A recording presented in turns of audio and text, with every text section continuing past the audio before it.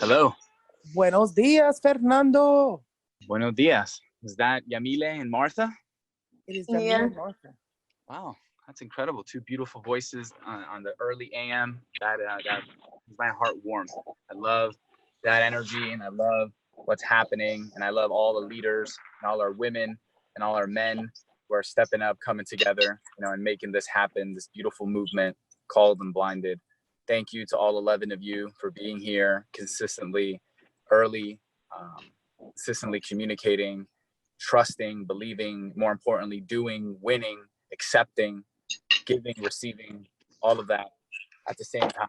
These next 8 days are the most beautiful of days. And they're going to be the ones that we're going to look back on years from now and feel emotional about. Some of us may cry about it. I'm a sensitive guy.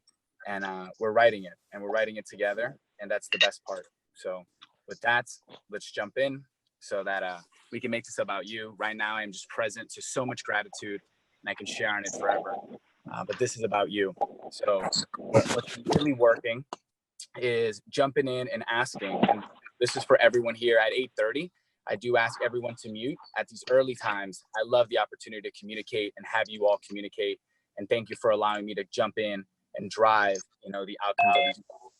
So what is a question that we have directly on the formula, or what is a share that we can share in which we use any and all and a combination of the formula? So who would like to share either a question on the formula or a win that they have with how they use the formula? Go. Thank you.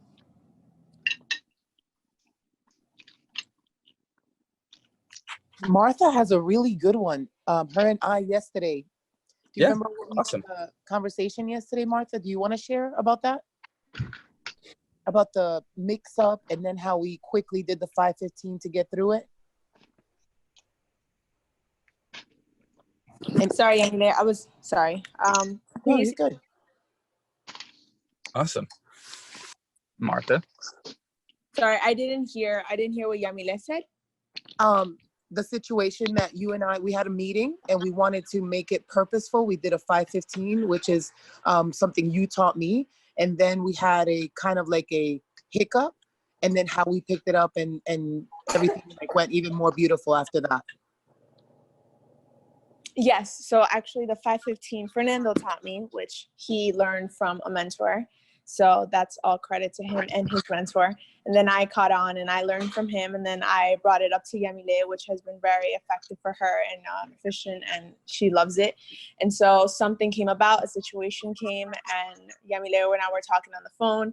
And so we picked up the phone and we were like, okay, this is what we're going to do. And so we took action, zone action, did what we had to do, and immediately started thinking of other solutions if anything else were to come up, and just like doing it, getting it done. And that was what I caught on. So awesome. Thank you. And for everyone, Martha is my lovely girlfriend, and it makes me very happy, Martha, to hear your voice and your leadership and see what you're doing with Yamile and that portion of Unblinded. I'm super grateful, and children are going to have the opportunity, to be there on January 10, 11, and 12 because of you and the work of Yamile and others in the group. So thank you. And to give everyone some context, a 5:15 is a measuring and monitoring tool that was given. It is something that could be used and would be in the category of process mastery, because one of the elements in process mastery are the 3 M's, which is managing, monitoring, and measuring. And the 5:15 is a tool to do that. So on January 10, 11, and 12, you'll be learning tools to manage, monitor, and measure, because falling in love with numbers is a key element in process mastery. So pause. It is 8:30. Tiffany, Sean, are you with us? Okay, so let's continue. So that falls into the bucket of process mastery. So let's pause. Let's reopen up, and then we can dive deeper. Any questions on the 3 M's, managing, monitoring, measuring, or what a 5:15 is? Anyone and everyone, any questions, go. Hey, Fernando, great work, sir. Just keep going, and when you're ready to kick Awesome. it over, Thanks, I Sean. will take on over. Say that one more time. I said, no, get any questions answered, and I'm ready to roll as soon as you have some questions, any questions answered here. Beautiful. Thanks, Sean. So yes, back to the community. Any questions on process mastery, 3Ms, managing, monitoring, measuring, and anything like that? Please, this is your opportunity. If not, Sean, please take it over. Thank you. Yeah. Hey, good morning, folks. Happy Thankful Thursday. And again, Happy New Year to everybody. Super excited to be here and be rolling towards January 10, 11, and 12. So thinking a little bit about where things are, a couple things that pop up for me on this beautiful Thankful Thursday. First, I'm incredibly thankful for everybody being here. Second, I'm incredibly thankful for what's coming up on January 10, 11, and 12.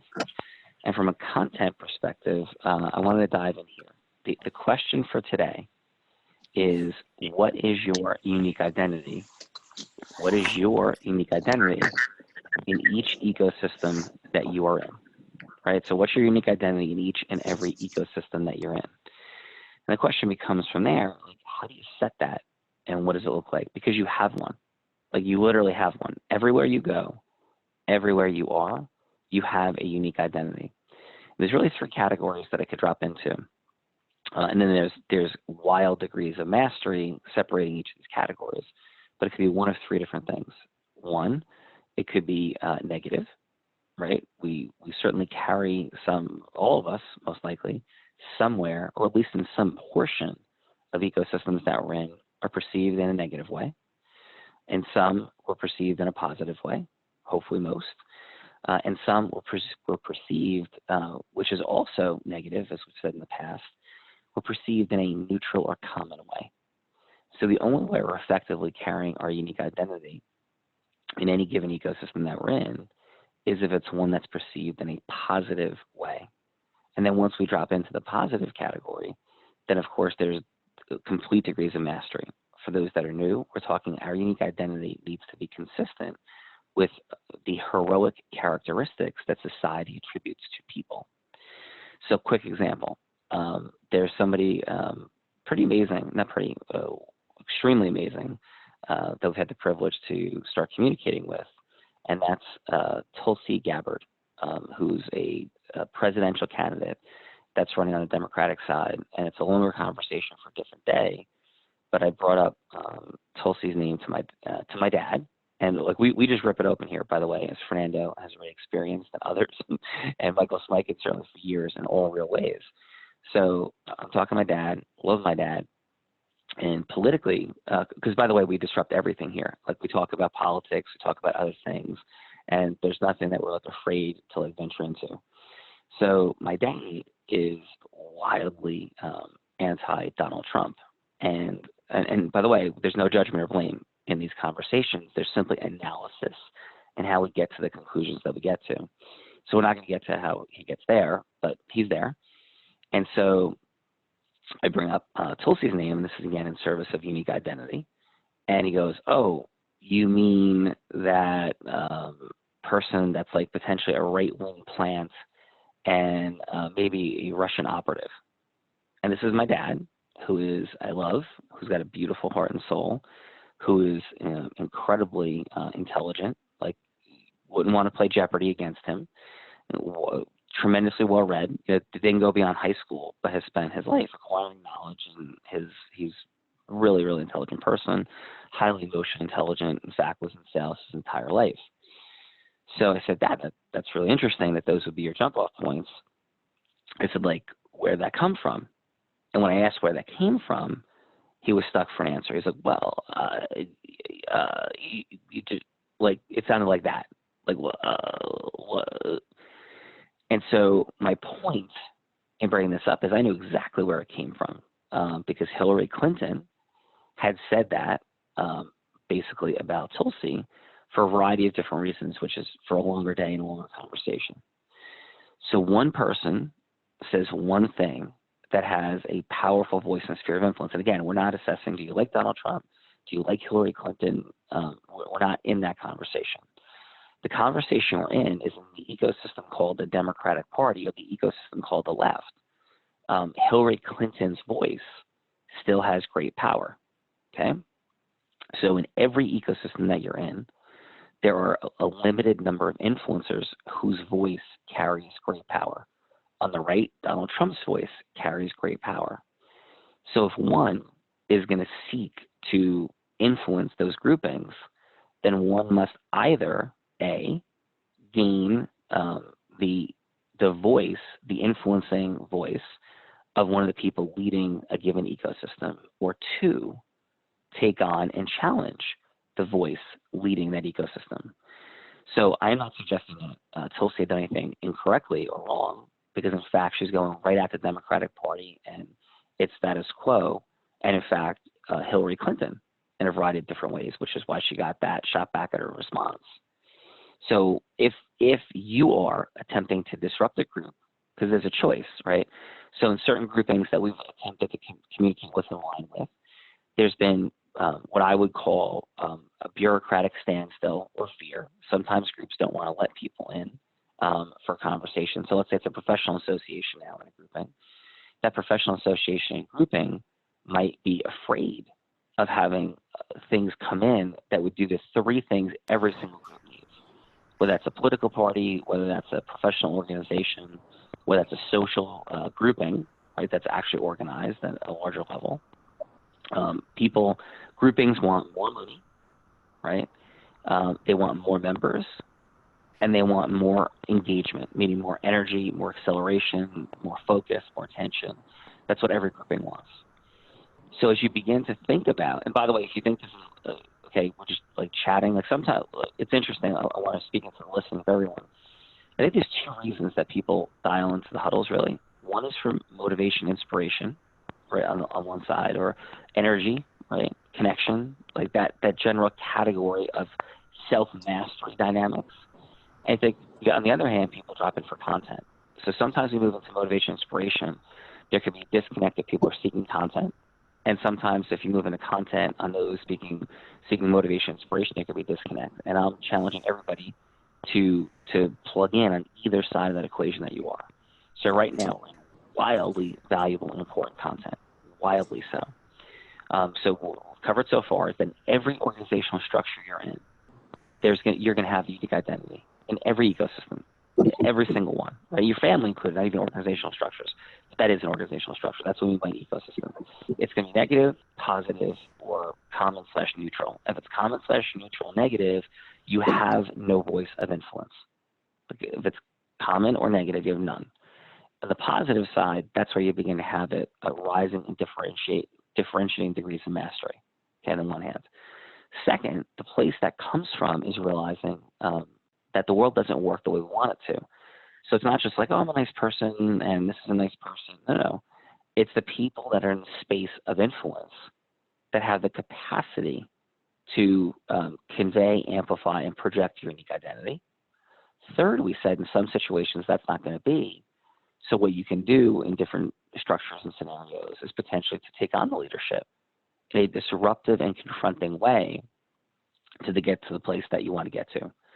So moving back to the Tulsi conversation, if it stays there and there's not momentum and movement inside the membership of that grouping or organization, right, then there's no influence eventually at the highest levels, because all that happens is the power structure of the status quo existing in a space of negativity, right, equals zero momentum, zero movement, zero influence, and it's just somebody who is being a critic of the given leadership. The disruption, the acceleration comes in having other folks that are within the ecosystem, the influencers perhaps below the level of the top influencers, begin to align with what somebody is saying. So the point for today, the simple point is, what is your unique identity in each of the ecosystems that you're involved in, right? Is it positive? Is it neutral, negative? If it's positive, where is it on that scale of mastery? So it could even include unblinded, like what's your identity in this grouping? Who are you here? And it's realizing this. Second, that it's a given group of leaders in the organization that are going to amplify or not what your unique identity is, right? Subcomponent of that, though, is your integrity-based human influence is rooted in not simply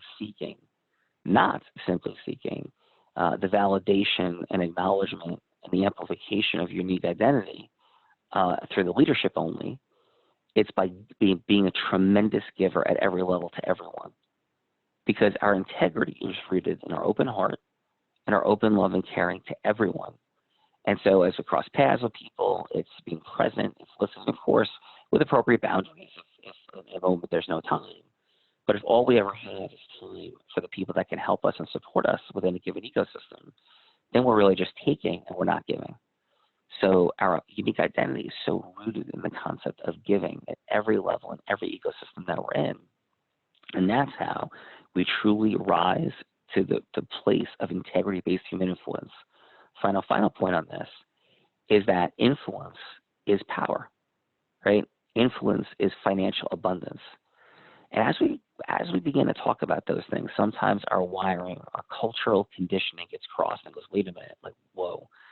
We're talking about that, like, receiving and giving and taking and adding value, and it gets into an uncomfortable space.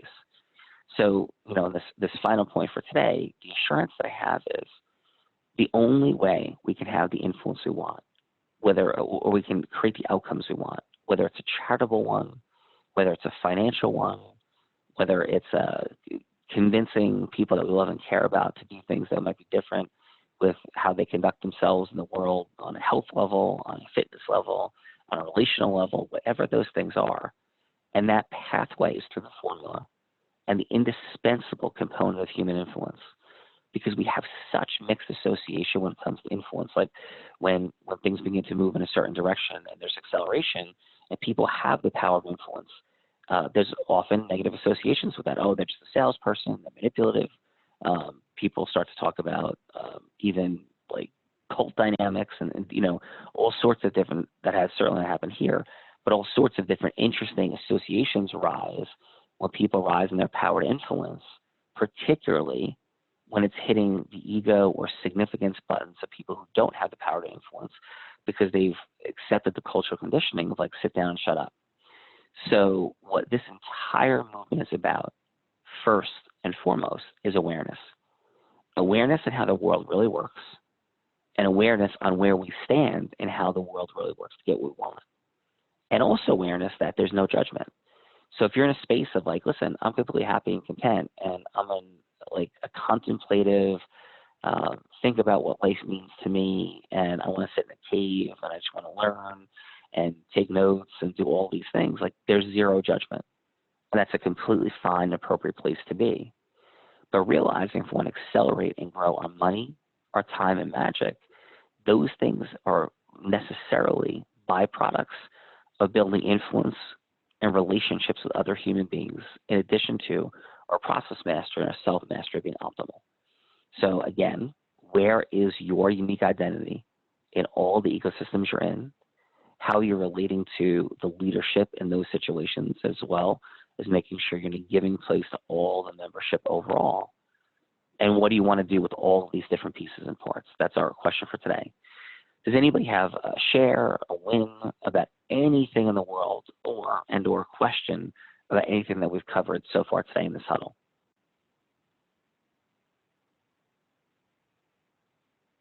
Awesome. Adam. Hey, Sean. Hey, Sean, it's Scott here. I just want to say, what's up, brother? How you doing? I just want to convey with everybody that, just how Sean has been able to connect with Tulsi at this level and this influence is this very difficult to access individual, and for her team to give Tulsi 15 minutes and the open, detailed notes meeting with her team prior is like unheard of. It hasn't happened. Sean's the first person that she took a call directly, and I got to say that the reason that actually occurred is everything I've learned from Sean about influence, giving, and focusing on their needs and what they're going, like exactly how we're going to add extreme value with the introduction and with introducing Sean and his background. So yeah. I think so Scott, stay with me. Scott, stay with me. So I was going to turn to an acknowledgement and validation. I'm so happy that Scott jumped in and is acknowledging me. I was about to acknowledge him and say that he is the source and the reason that occurred. And it's because of so effectively and optimally conveying his own unique identity to begin to build a relationship with Tulsi at just such a fantastic job, as well as conveying my unique identity at such an unbelievably effective level that when we jumped onto the phone call and we're having a conversation, and by the way, I'll share this. This is a person who stands for, we may not agree on every single policy issue, but what we unquestionably agree on, to me, is the structural dynamics of what matters most, is a return to integrity in our political system by rooting out campaign corruption, finance reform, so every politician's not being paid for. And so, I don't think we can have an integrity-based political structure without having an acknowledgement and a realization by everyone that with lobbying and campaign contribution the way it is, every politician is eventually been paid for. So unless they're independently wealthy, and I don't think we want a system where it's only Donald Trump and Bloomberg that could operate as not being paid for because they're so incredibly financially successful, which I think is a great thing, right? That's a great thing. But people who are not so incredibly financially successful should also be able to have a voice without being bought by corporate America. And by the way, I believe in corporate America. I believe in capitalism at the highest level. What I don't believe in is having a system where corporations have a First Amendment right, like individual human beings, to basically buy politicians, which is how it works. The only way we hear the voices of politicians in America is we hear them because corporations give them money to amplify their voice and pay for advertisements and ads and get their message out there. And as we all know, that the power of the microphone is complete. It's final. That's what it is. If you don't have a microphone, you have no voice. In the political system in America today, the way you get a microphone is you have corporations pay for it. And obviously when corporations pay for it, they have expectations to continue paying for it, that you're going to push their agenda, which may or may not be consistent with what you actually believe in. Therefore, we have a conflict of interest, breach of integrity. If I'm somebody's attorney, right, I have an absolute fiduciary duty to do what they want. There's a similar connectedness, not exact, but similar connectedness to the relationship between corporations and politicians they give money to. And that's something that is invisible, right, that people are blind to. They're not unblinded to in the world, that's how it works. And Tulsi is so standing for change in that dynamic that it warms my heart, and to me transcends individualized issues on different points. So I'm excited as we go forward to see if I'm called a Russian operative. So we'll see, because that would be really fun for me. And I would certainly love people at the highest political positions to pick a fight with where we are and what we're doing, and that only becomes interesting. And that sort of wraps into a final point, Scott, don't go anywhere, is that we unblinded equals disruption. Not disruption like sloppy, crazy, let's create wars all over the place, but it equals disruption of truth. And if you want to see a beautiful disruption, we'll actually drop it in. Tulsi makes an appearance on The View, and she stands in the interesting position of being a Democrat and being on the left. And The View, obviously, with Joy Behar and some of those folks, are wildly to the left, in my opinion, and parrot just whatever they hear, as does things on the right and left on television.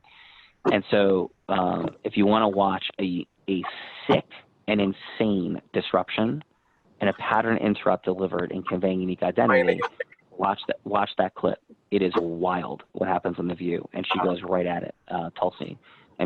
So it's a wildly effective version of conveying unique identity with all of the elements in place.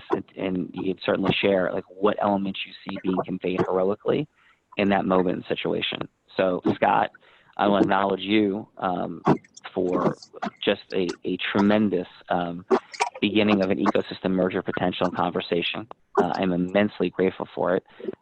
Phenomenal job. And of course, yes, it not only exemplifies your influence mastery, right, and self-mastery, but it also demonstrates the power of the formula. And I would dare say that from the reviews from that phone call that you brought back, we did a great job on behalf of Unblinded in representing who and what we are with somebody who's running for president of the United States, which of course only exemplifies 75 other lessons about the power of ecosystem, the power of the formula, the power of platinum partnership, because we don't meet without platinum partnership.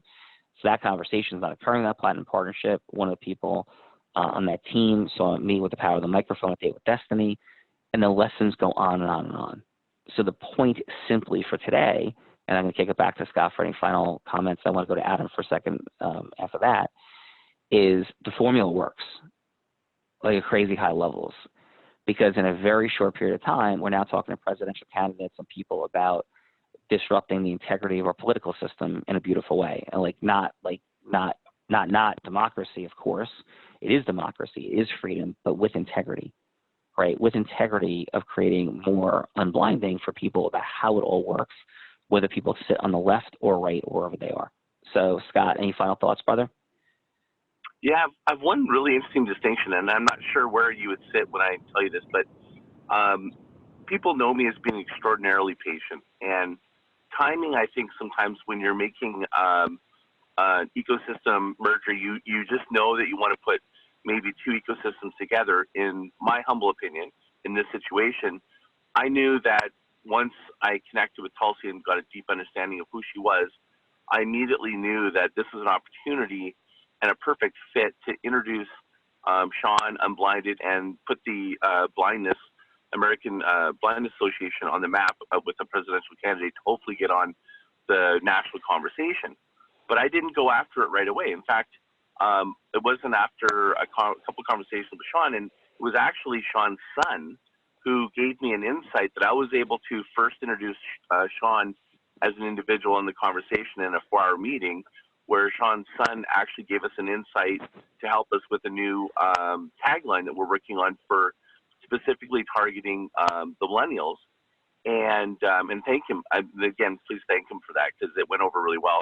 And but I didn't just go and introduce and try to wedge Sean in. I waited for the right moment, and that moment was when a problem appeared where they were looking for my advice on what we should do for New Year's. And then I had just this moment of, this was the opportunity to do 2020 vision, start the new year, and so forth. So it was, I guess my distinction is, sometimes in just my humble view, and Sean, I'd love to hear what you think about it, but I'm like, sometimes it's timing as much as it's attention to just doing. Like sometimes I just feel like if you just bulldoze your way in, you miss the opportunity.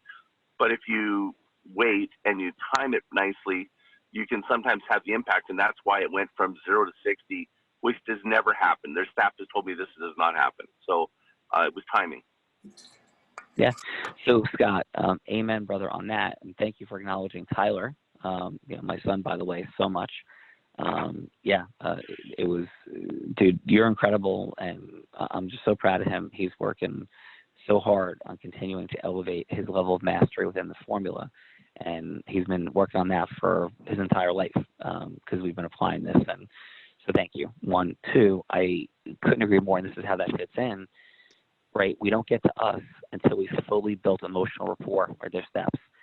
So like full emotional rapport. So what Scott's saying is sometimes emotional rapport and these dynamics and understanding step 2, pain and yes strategy, can take multiple calls and conversations, especially where you're merging with a tremendously powerful and viable ecosystem, right? So Scott did such a beautiful job of that. And in terms of the elements surrounding the steps, that obviously includes matching and mirroring and being completely congruent.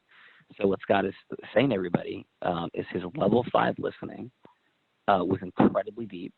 His emotional rapport building was wildly appropriate, congruent, and matched and mirrored intentionally.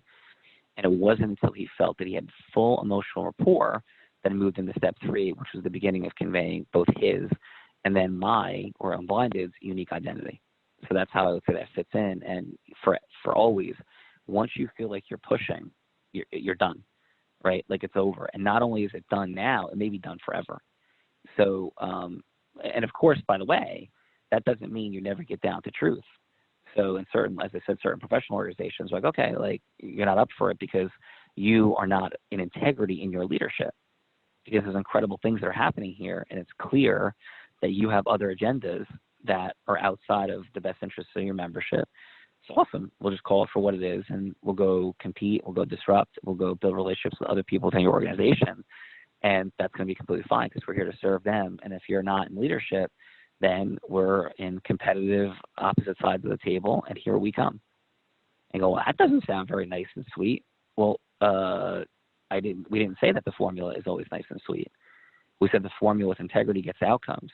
And if there's leadership that stands in the way of effective and truthful and healthy outcomes, then it's okay to disrupt and confront that leadership, and that's just like what it looks like. So, yeah, awesome, Scott. Thank you, brother, for everything. And Scott has made a massive contribution to this entire movement, not only through this, but also through time that we spent, earlier in this fall in really sitting down and outlining structurally and conceptually what we're doing.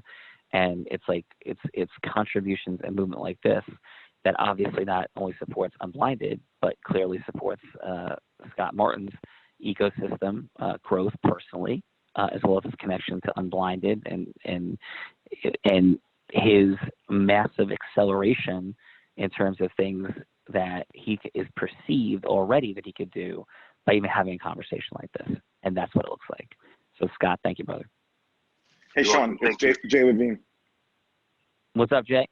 Hey, what's going on? Good morning, everybody. Just really quickly, I know we're wrapping up, but I just wanted to touch real quick because that kind of landed with me really deep. The patience portion of it. Unblinded is so exciting, and what you said, as soon as you feel like you're pushing, you may have lost it forever. Definitely for the moment, but maybe even forever. And that's a big thing here because this is so exciting and passionate, and there's so much energy behind it. You do have to be patient when talking to people about it and make sure that you have that rapport built. And Scott, I would love to talk to you privately and off the call to find a little bit more about you and how you built that rapport with someone in such a high position to get them in connection with Sean, because I think that's pretty amazing. And I have a few people that I would love to get that connection with, but the last thing I want to do is push them to make that opportunity go away forever. So Scott, I think that's awesome. I acknowledge that, and I'd love to hook up. Yeah, I got my contacts in the share sheet. Yeah, Jay Levine and Scott Martin, definitely connect. I'm going to go to Rob in 1 second. So key thought here, Jay, is remember for everybody that if we do feel like we've gotten ahead of ourselves a little bit, which is normal, we're talking about what the dance looks like, and sometimes we can make a misstep in a dance, right? It's simply to confront it and say, listen, I feel like I'm pushing. I apologize. I want you to feel safe and comfortable. Let me back up. And in the conversation I had from yesterday, I had two outcomes. Outcome number one was to demonstrate the possibility. Listen to these outcomes on a first phone call, right? Write these down. Yep. My outcome number one was to demonstrate that there was the possibility that I could be massively helpful. That there was the possibility, not to prove it, just the possibility I could be massively helpful. Okay. And two, to ensure safety and security. If somebody's in a position like that has people all the time trying to take, harm, get over, leverage, step over. And so it had to be that there was safety and security in the communication conversation and where it was going. So those are two key distinctions. Rob, what's up, brother? Sean, say number one real quick. Sorry, say the number one more time. Sorry. Yeah, number one is not that you absolutely can provide massive value. That's hard to convince somebody of in one phone call. But just that there's the possibility that you could provide massive value. And I also have the social proof of a third party conveying my unique identity, Scott Martin. So like third party validation was huge, right? But also just the possibility. I said, I can't prove this to you, and I'm asking only to let it be through action. But just there's the possibility that I could do something enormously. And by the way, I've done that with other tremendous influencing leadership, and that's how I built a number of relationships. I said, just give me a little opportunity bit by bit to prove myself. That's all I'm asking for, right? So it's just giving that like one small sample size to buy another small sample size opportunity. Well, I'll be using that today in an appointment I have at 4 o'clock, so I'll let you know tomorrow. Awesome, Jay. Awesome. Rob, what's up, brother? Yeah. Hey, what's up, Sean? Happy Thursday, everybody. What I wanted to say real fast was the thing that I took from what Scott was sharing. And Scott, thank you. I had the good privilege of spending time with you in LBI. And as you know, things are constantly changing, and your ability to stay in the system is phenomenal, number one. Number two, Sean, can you share with all the good folks, and I always love hearing this myself, the privileged window and how that leads to massive results when you execute? Because I think this is a prime example of the privileged window being open, and Scott smashed through the door. That's what I'd like to hear personally. Yeah. So Scott created the privileged window opening, as you're saying, Rob. And so basically what we're talking about is when we're effectively at step 1 and 2 before step 3 of conveying our unique identity and step 4 of agreement, when we build emotional 4 optimally and we've connected with people's pain effectively and with integrity, it opens what we'll call a privileged window, right? And this is the work of Robert Cialdini, is where we're getting the phraseology privileged window in his amazing books, Influence and Persuasion. I don't think you need to read Influence and Persuasion yet until you master the formula, and then it could really touch into the indispensable elements, because Robert Cialdini does not create a sequenced process. I think that's what's missing from the work, but the work certainly lends beautiful credence to the indispensable elements. So we don't need to go read that. We'll have it here. But what he does talk about beautifully is the idea that a privileged window opens. And when a privileged window opens, it doesn't stay open forever. And sometimes we can get really in our own head about follow-up and communication. So do not hear we're saying today to me not asking appropriately. Ask appropriately, but we have to maintain congruence, we have to match a mirror, we have to level 5 listen and feel what's really happening at step 4 of dealing with people's objections. Because if we miss the opportunity to ask, to communicate, to handle objections and follow up, that privilege window closes, rapport is destroyed, and we have to begin the entire process all over again. But not only all over again, we have to come from a place where we're lower than where we started. So if we miss a privilege window opening, if a privilege window opens and closes on us, we're actually worse off than we were to begin with. So we have to really be clear on a timing perspective, as Scott said, Rob said, of when we ask and move forward, because if privilege windows open and close, it's game over. Rob, is that effectively sharing? That's exactly what I needed to hear. I appreciate that. Yeah. Thank you so much. Yeah. So sometimes we sit too long, that window closes and it's done. So, timing, momentum, yes, energy transference back and forth is a critical piece. So Adam, you out there, brother? And by the way, I got to acknowledge Rob, brother, everything you do every single day, a lot of it's unseen. You're not talking in these huddles every day. Rob is a leader of Unblinded, a critical core member. And let us not forget that Rob, in the acceleration of this platform, was absolutely, truly the first dancer, without a shadow of a doubt. No Rob Gill, we are not here today. So thanks, brother. Thank you, brother. Yeah. So, hey, Adam, you out there, bro? Yes, I'm here. Yeah. So one of the unique identity pieces that we dropped into this conversation, and this would apply to anybody we're dealing with, is Adam Gugino and his story of 300 to 700 million.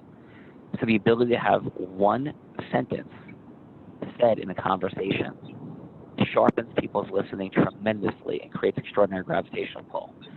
So your story, Adam, was a core piece of conveying your unique identity, of conveying Unblinded's unique identity at an extraordinary level to go, disruptively, wait a minute, what? Because people want the ability to get their messaging out there, and understanding and knowing the capability of Adam Gugino and what the nuclear firepower that you bring to the table, brother, was extraordinary. So I just want to acknowledge you and thank you as just the core asset base behind so much of what we're doing here as well. So thank you, brother. You're very welcome. What you said earlier really landed too, when you talk about looking for acknowledgement and validation all around you. And that's one of the key components to my success, was because my singular focus was never the acknowledgement from ownership or leaders. It was always acknowledgement and recognition from everybody on my team in every aspect of the business, and literally is what helped me rise through the ranks and get the revenue to where it ended up being. So again, thank you for that earlier point, but it really landed.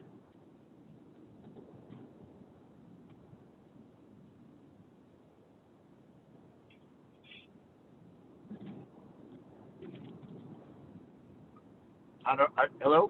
Sean, you got to unmute, Sean. You got to unmute. Sorry, guys, got me? Yes. Can you hear I me? missed it. You said it to follow up. I didn't hear you. But, yeah, that was it for me. Yeah, so We the hear you thing now. is that often the way that we connect with an ecosystem at the highest level and its leadership is by serving the membership and the people within it. So, and that's that you have been such a servant leader in every way, not only here, but in every stage of your life, Adam, that is completely clear. And that's why your unique identity is at such a massive level in every ecosystem you're in with the leadership, because of the service that you provide to everybody throughout every level of every organization. So, dude, amazing. Jared, could we do a quick 30-second piece on anything housekeeping? We know, I'll advance these pieces if there's anything else for today. We know January 10, 11, 12 is coming. We know the power of one, and then we want everybody jumping in at the highest level to be getting the folks that are their guests and their tickets, getting their names and addresses in and emails. So please support that mission outcome. We are super aware that any ecosystem that we can connect with in this final 8-day run to January 10, 11, and 12 is not only massively beneficial for Unblinded, but massively beneficial for them. As Scott Martin proved just yesterday, it is not too late in the game. Massive moves in media, television, local television, News 12 New Jersey, The Record in New Jersey, the Star Ledger, any organizational structure that exists in the state, from BNI to LATIP, overall to individualized chapters, chambers, other amazing folks, professional organizations, groupings, corporations, and their sales teams, anything that's out there and connecting us to folks in those ecosystems will be massively beneficial for Unblinded, but also for them.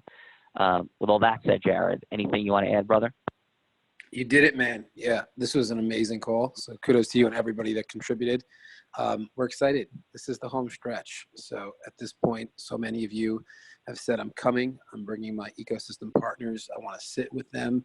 And that's just so special. And we appreciate it. And they should appreciate it. And you should appreciate yourself for doing it. We just need their name, email, and phone number ASAP, because we have to completely turn off registration as of Tuesday, so that everything can get printed and organized, because it's game on. We're here. The time is here. So if you want to make it really easy on yourself, I highly encourage you just to call us directly, and we'll be able to get all of your guests set up. The phone number is 863-UNBLIND. So that's 863-862-5463. 863-862-5463. And all that we need is the full name, email, and if you have the phone number of each person, and then we can register your guests for you. We can't wait to see you soon. Home stretch. We're about to kick it off together. Yeah. Hey, it's Thankful Thursday. What is your unique identity in every ecosystem with its leadership? How are you serving the entire organization? Where are you with your privilege window? And let's take massive action today to expand your unique identity, your ecosystem connections, and our ecosystem of Unblinded. As Unblinded grows, you grow, because you're a part of it. You have every opportunity in the world to create massive influence. Scott and Jay's conversation is a beautiful example of that. Thanks, and we'll talk tomorrow. Have an amazing day. An amazing day, everybody. Thankful Thursday. Hey, is someone there from Unblinded that can answer a question for me? Yeah, go ahead. Hi. So Hey. this is Joan Greco. So I'm Hey. looking at level 5 listening. Can someone just give me a bullet point of what are the key characteristics of it? This was an amazing roadmap of how to get to the unique identity, but this is number 1. So if you can give me the bullet points, please. When you say bullet points, can you explain what bullet points are, just to make sure I'm speaking to your listening? Right. So I know that level 1, 2, 3, the different types of what we're doing in each one of those. So the bullet points I'm listening to them, not talking about myself. I am. Okay, got it. Okay. Beautiful. Thank you. Your ability to remember is outstanding. So level 1 listening is I'm not congruent and I'm talking about me. I'm not congruent and I'm talking about me. Level 2 listening is I'm congruent and I'm still talking about me. Level 3 Uh-huh. is I'm congruent and I'm talking about them. Level 4 is I'm congruent and I'm asking them why they're saying what they're saying. Level 5, I'm doing all 4 and I'm asking myself, what are they not saying? And what do they want me to know about their characteristics, their identity, because of what they're saying? Okay. Those are the bullet points. So the big thing about level 5 is what are they not saying? What are they not saying? And all of the character? all of the other Yep. all of the Go other ahead. levels plus what are they not saying? What are they not saying? And what do they want me to know about their heroic, unique identity because of what they're saying? The magical power of 5D listening is that we become able to convey people's heroic, unique identity at a level that they cannot at the moment, and we get to unblind them. It's a beautiful access point. Okay. Perfect. Thank you for that question. You're very welcome. Hey, Fernando, since we're still on, one of the other things that you taught me about the 5D listening that really resonated with me was looking for the emotional shift in the conversation and finding that, that moment. CJ, you are becoming a master. Thank you. Yes, a lead and a lag measure is in 5D listening. To give you an idea of how to utilize it, this is a how to use the tool distinction, is you look for energetical shifts and things that are unique. So when they say something unique, like I saw a unicorn, what? Who sees unicorns? That's unique. And then the uniqueness and the energy shifts. So if they're like super low, like, I was walking down the street and then I saw a unicorn, it's unique and there's an energetical shift. So there are two access points on how to use the tool, indispensable element of 5D listening. Thank you for that, Jay. All right, Hi, everyone. Fernando. So, Fernando, yes, go ahead. it's Jen Ferris. I wanted to what's happening, honor. Jen? Hey, good morning. I wanted to honor you and thank you so much for the video you created. It's exactly what I needed to hear, and it just left me so hungry for more for January 10, 11, and 12, and it reminded me that I'm in the right place at the right time, and people are coming into my ecosystem that need to be here at the exact moment. So thank you so much for that video. It's exactly what I needed. Thank you. Jen, I am breathless at the thought of your acknowledgement. Thank you. You are an incredible leader, just a person of extreme vision and leadership. So I'm glad that that was an access point for you. And Unblinded is so blessed to have you and your ecosystems with us. And thank you to Ben and everyone that's made this possible. So thank you for that share. Fernando, it's Craig. How you doing? Hey, my brother. Everybody should be able to just get on their day, I understand. And thank you, everybody. Joan, thank you so much for that question. I love hearing people's questions about the different pieces of the formula and the different distinctions, because every time, Fernando, you come up with it, you always have a different way of saying it. And the last time we had a whole, one of the coaching calls, and one of the Wednesday coaching calls, I believe it was like 2 weeks ago, where we were going through each piece of the 10 indispensable elements, and we went down the whole line. And when we were talking about the 5D listening, the idea of unblinding, of getting people to see what they don't see, starts with us giving them time to say what they're not saying. And I love that. It's that listening to be able, that allows for that change in tonality or energetical shifts or volume change or whatever the distinctions come out in the language or in the patterns that open up our eyes to be able to see what the person really needs. And that's what the greatest gift, I think, of the formula is to give the person we're speaking to that opportunity. So thank you. Wow, seeing what you don't see, all while hearing what they're not saying. Wow, new slogan. Wow, look at that. Craig just innovated, and Jay just Jay, can you text me that? Can you text me? I can. Like Yeah, right I now. have to say it again. I have to say it again. Seeing what you don't see while hearing what people are not saying. Okay. Yeah, I'm texting you right now, Fernando. I gotta hang up, otherwise this thing's gonna be gone. Flies out of my head. Awesome. And Craig, thank you. This is proof that the most powerful way to learn is to be around people of the formula, because you just gave me an access, Craig, that 5D listening starts with love. All right, thank you. And love is being present and non-judging. So you just gave me access and how those indispensable elements work together. So so thank you. You just taught me. You just gave me insight from your share. And this is how I learn. This is how I accelerate. This is how all of you could accelerate is in 15, I did not know I was gonna learn that today. So thank you, Craig. You showed me how love, which is being present and not judgment, connects with 5D listening and becomes the access point for that time. Time is that love, is that presence, which leads to the conveyance of 5D, and your energetical and emotional transportation, which leads to conveying someone else's unique identity, and boom. I just connected that in my head live because of your share. So thank you. That is awesome. And that is what sharpening your listening and sharpening your language looks like. So everyone, Thankful Thursday, I love you. Thank you for those questions. You just gave me a beautiful access point for after these huddles. I honor your time and your dedication, and thank you to all 29 of you who are currently still here. Love from my family to yours. And I'll talk to you in tomorrow's huddle. Bye-bye. Have a great day, everybody. Thank you. Thank you, Fernando. Thank you, Greg. Thanks, Great day, everybody. guys.